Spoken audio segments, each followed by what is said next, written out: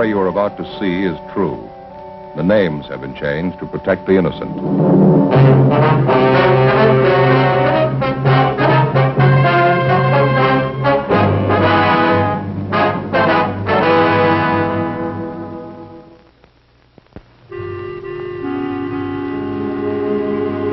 This is the city. Los Angeles, California. Like other great cities, it is home to all kinds of schools where you can get most any kind of education. There are universities, high schools, grade schools. Some students take the problem of earning a living. They enroll in a trade school. Some learn to cut hair or how to give a permanent. Still others try their hand at fashion modeling, at nursing, or taking shorthand. They learn how to be bartenders, dentists, actors, how to drive a car, or how to give a massage, how to be a tailor, a wrestler, a chiropractor, or how to be a clerk in a supermarket. All these schools are accredited. There's one that is not. It holds its classes in the cracks and crevices of the city. Because of it, I have a job. I carry a badge. It was Wednesday, December 17th. We were working the day watch out of burglary division. My partner's Frank Smith. The boss is Captain Bernard. My name's Friday. We'd received a call from an unknown informant who claimed he had information about a series of burglaries. He refused to give us any details. He even refused to give us his name. He said he'd contact us at his own convenience. We waited.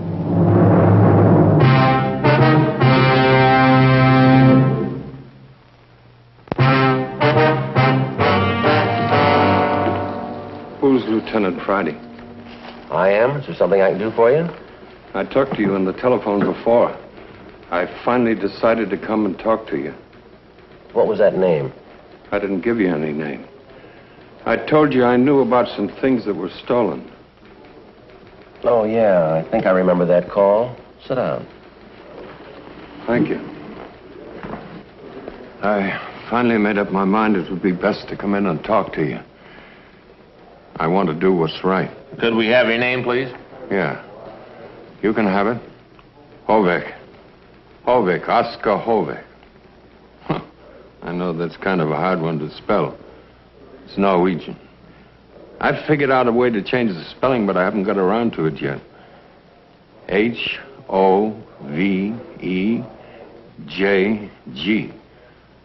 You spell the Oscar with a K. Uh-huh. All right. What did you come in to tell us, Mr. Hovig? Well, if I show you something that I think is stolen, have you got some way to find out who it got stolen from? Yes, sir, we might, if the theft was reported to us. Well, I don't know anything about that part. This is all I know. I hope I'm doing the right thing.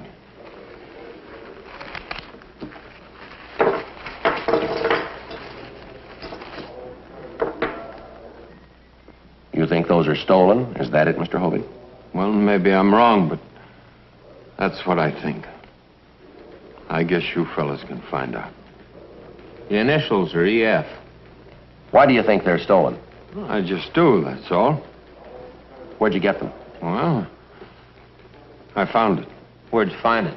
I'll show you where. Don't worry. I'll show you. But in my own good time. Is this all you found? I should say not. That's just a sample. I thought you could use it for identification. That's all I want to say just now. Please.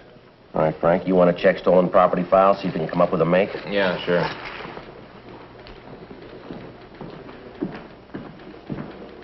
Mr. Hovig. Yes? What makes you think that that's stolen property? I don't think it is, Lieutenant. I know it is. How do you know? I can't tell you now. I just know it's stolen. You'll know it, too, when you see the other stuff. Well, all right, who's responsible for it? Do you know? Yes, I know. Well, who is it? Well, maybe later on I'll tell you. Maybe not. I continued to question Mr. Hovig, but I couldn't pry loose any additional information that might help us. Frank found an identification in stolen property covering the articles Mr. Hovig had shown us. The silverware matched the description of that taken in a theft 4 days previously. It's all right here in the report. All right, Mr. Hovig. Apparently you're right about this being stolen property. Now, you say there are some other items? Yeah, that's what I said. Can you recall any of them? Well, I didn't look them over real good. Let's see. There were a couple of ladies' fans. Ivory? Yeah. And all this silver. It's wrapped in some lace thing. Where is it? Well, it's right where I found it. I didn't move it an inch. Not an inch. Where did you find it? You come to my house. You meet me at my house at 1 o'clock. I'll show it to you. I didn't move it an inch. Well, can't you tell us where it is and leave the rest to us? No. No, it must be done my way. You see, I want to be sure. It still might be some mistake. All right, we'll do it your way. What's that address? 1307 North Camrose. It's in Hollywood, just below Gower. We'll find it. This is very important. Don't come before 1 o'clock, and you've got to be all through by 2. It's very important. We'll do our best. And don't you forget, my name doesn't get mentioned.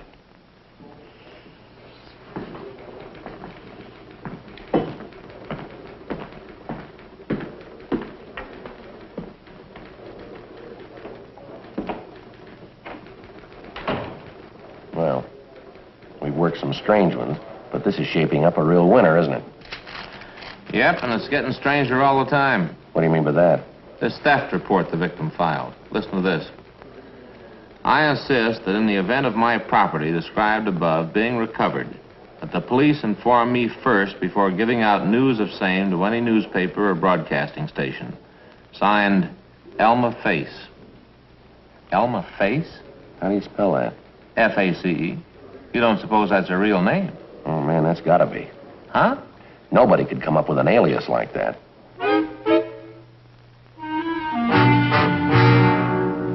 Frank and I decided to drop by and talk to Mrs. Face before we met Mr. Hovig at his home. Just a minute. 1 minute. Yes, what is it? Mrs. Face? Of course. Who did you think? Yes. Well, we're police officers. Police! Oh, great, great. Come in, come in. Oh! You have found the stuff! Well, part of it, anyway. Oh, good. Can you identify this, ma'am? Oh, yes, of course, it's mine. Oh, sit down, sit down. And a personal interview with the police to boot. Well, sit down. You don't understand. We can only stay a minute. Please, I ask you to sit down. All right.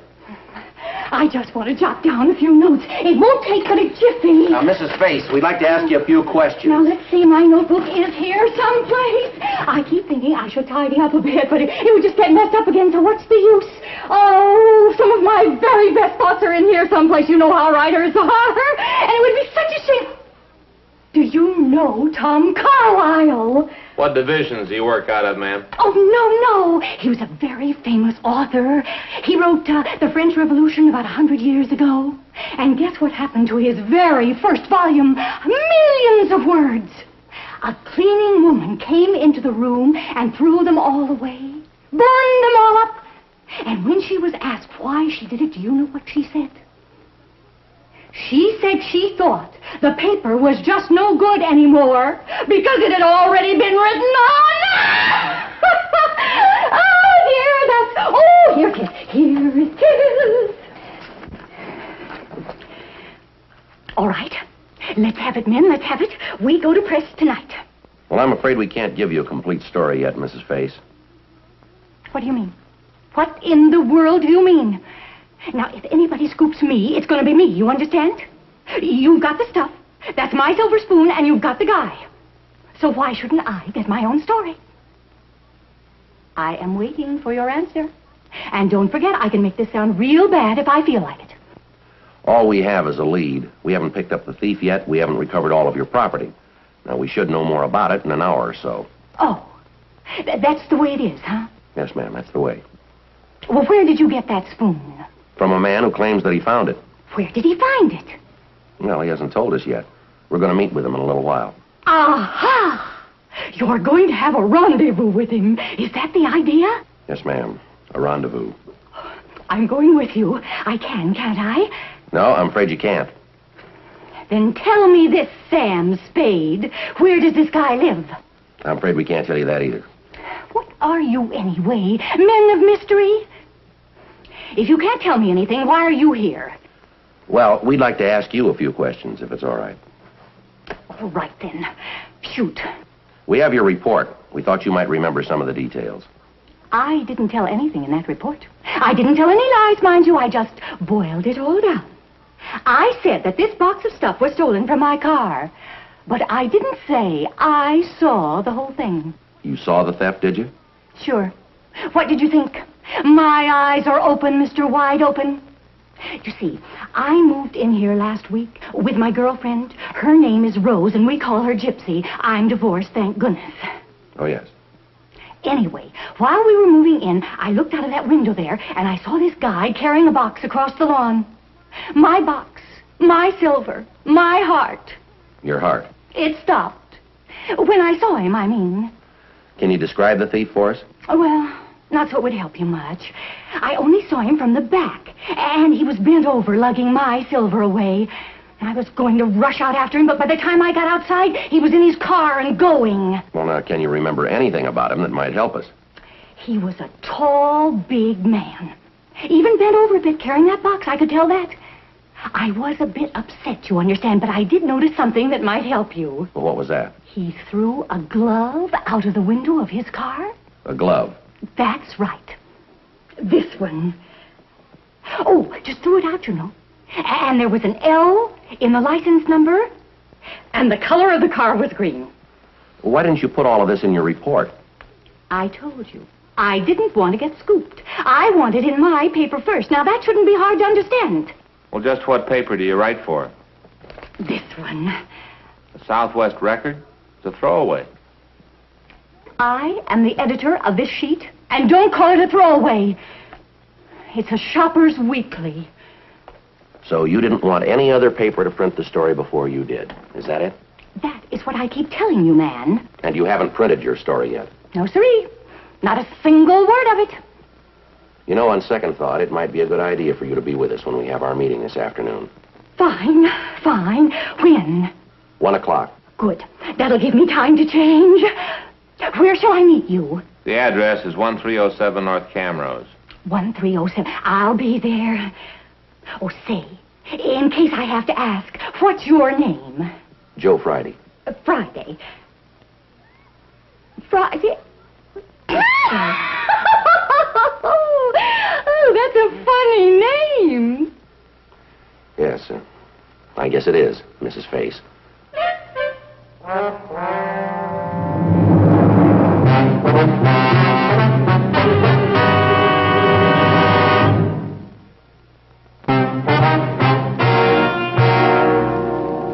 After talking to Mrs. Face, Frank and I had lunch. Then we drove to the address Mr. Hovig had given us.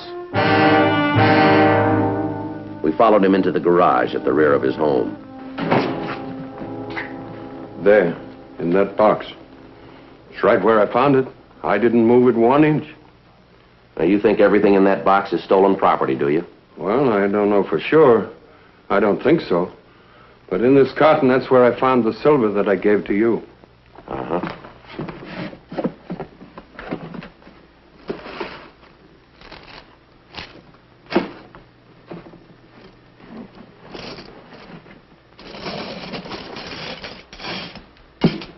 Yeah, it looks like it, all right. Sure does. When did you find this stuff, Mr. Hovig? Monday. I was neatening up this bunch of things, and I lifted that one by the string, and it broke.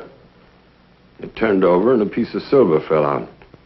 Well, I picked it up, and I noticed it had initials on it. I didn't recognize those initials. Then I didn't know, so I forgot to mention it. Mention it. At supper. But after they went to bed, I came out to lock up, and I began to think about it. So I looked a little more in the box, and I saw the lace and a picture of somebody that's not in the family. Yes, sir, we understand. I never trusted that fellow the minute I looked at him. Now, who do you mean, Mr. Hovig? My son-in-law. Oh.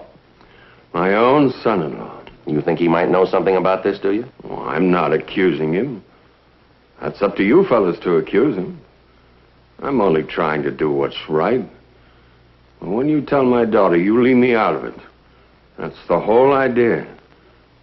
I want to be a good citizen and respect the law and everything. And my daughter might get the wrong idea. Yes, sir. 3 months they're married and he loses his job. So Oza tells me, and since I want to do the right thing, I say, sure, come ahead. Move in here with me. I won't charge you any rent. So, when they moved in here, they brought this stuff with them, is that right? yeah, that's right. This carton, too. Yeah? What day was this? Well, let's see. I think... What day is this? This is Wednesday. Well, that's right. Then it must have been Sunday that he brought it over. You're sure now? Yeah? I'm sure. Yoo-hoo! Is anybody here? Say, is this... Oh! Aha! Well, here I am. This lady has had some things stolen from her recently. Do you want to take a look through that carton? Which carton? Where? Which Right one? here, right here. Oh, there it is. Yes, that's it. Oh, everything seems to be here all right. Well, men, have you got a line on the thief? We think so, yes. Oh, that's real great fast work, I must say. What's this gentleman's name? That's Mr. Hovig. You said you wouldn't give my name. Oh, yes, I saw it outside on the mailbox. Oskar, isn't it? Say, now, what's this all about? Why does he look so upset? I'm sorry. I'm very, very sorry. What for? Because your property was stolen. Well, sure, thanks, but here you've gone and found it for me again, so no great harm done. Besides, the stuff wasn't worth much. It's just that you get mad when you see somebody taking it right from under your nose. I'm sorry. It was a terrible thing to do. What's with him? It's a family matter, Mrs. Face. What time is it? 1:45. Oh, they'll be coming home any minute. My son-in-law took Oza over to the doctor's at 1 o'clock. It's just over here in the burn building. And that's why you wanted us to be here at 1, so we wouldn't be around when he came back, is that it? Yeah. Yeah. But now, it doesn't matter. What kind of a car is he driving? His own car. A green car with an L in the license number. How did you know that? Oh, sure. You saw it. You'd like to tell us about it, Mr. Hovig? He was a good boy. A fine boy. I didn't hate him. Not at all. I don't know why I did it. They love each other. He'd do anything to make her a good husband. I was crazy. I couldn't stand it to be alone. Even the piano. It's no good to play it unless there's somebody to listen. Even if they're not paying much attention, just moving around the house. It's nice to know that somebody is there. A year or two ago, my daughter began to have boyfriends. I talked to her. I told her that she had plenty of time. You don't go around with boys when you're just a kid, I told her. And then Larry came along. He was working over at the service station. And then before I knew what was going on, they came to me and said they were getting married. But I couldn't talk. It was just like when her mother died. What can you talk about?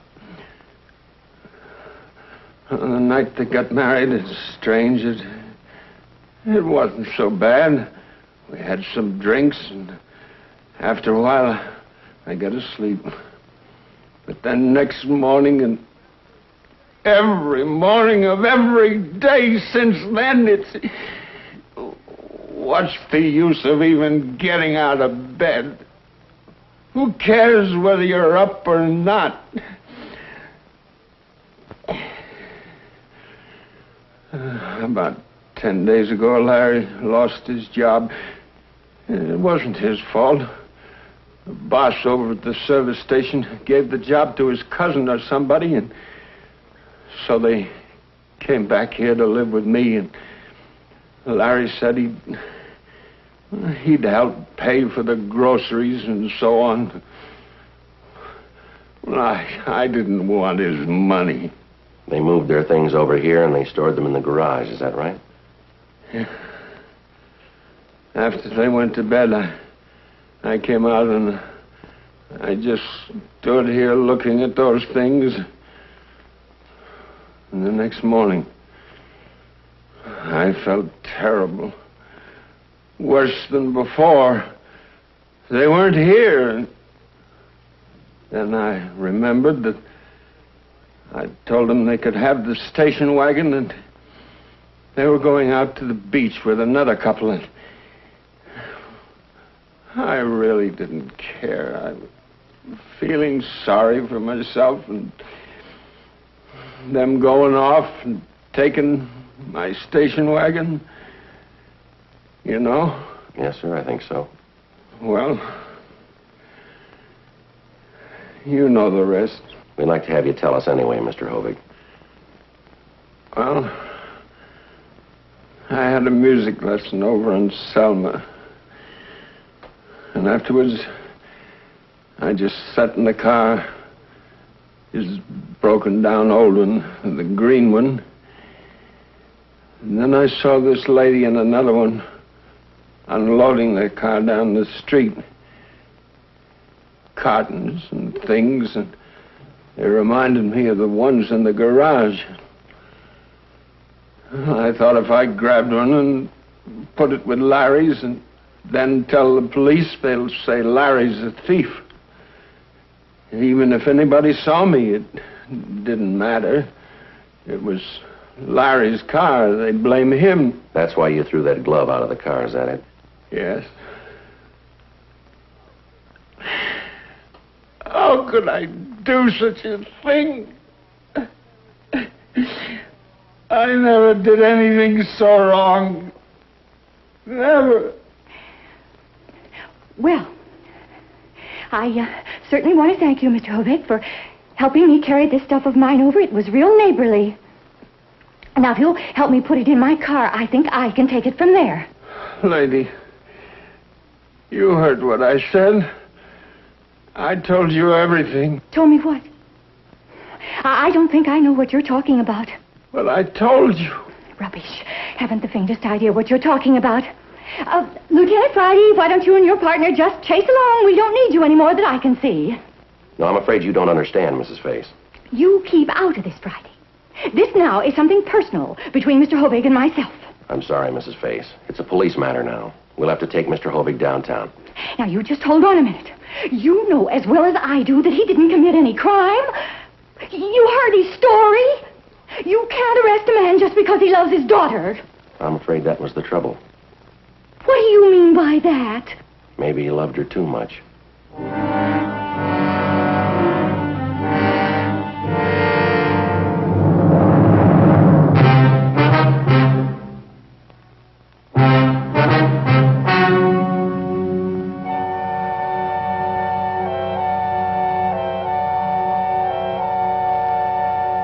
On June 5th, trial was held in Municipal Court of the Los Angeles Judicial District, State of California. In a moment, the results of that trial.